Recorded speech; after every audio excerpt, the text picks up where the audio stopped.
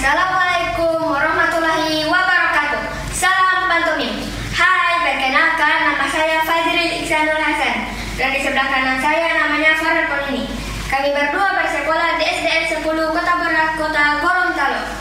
Judul pantomim kali ini adalah Tetap Semangat Belajar Daring di Masa Pandemi. Nah, cerita ini menceritakan tentang dua orang anak yang sedang belajar daring. Dan dua orang anak ini belajar daringnya berbeda. Yang satu anak semangat, yang satunya lagi malas. Dalam belajar tentunya anak yang semangat akan mendapatkan nilai yang bagus dan anak yang malas akan mendapatkan nilai yang jelek.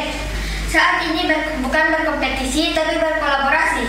Yuk teman-teman, berbuat kebaikan dengan menaati protokol kesehatan, yaitu mencuci tangan, memakai masker, dan menjaga jarak.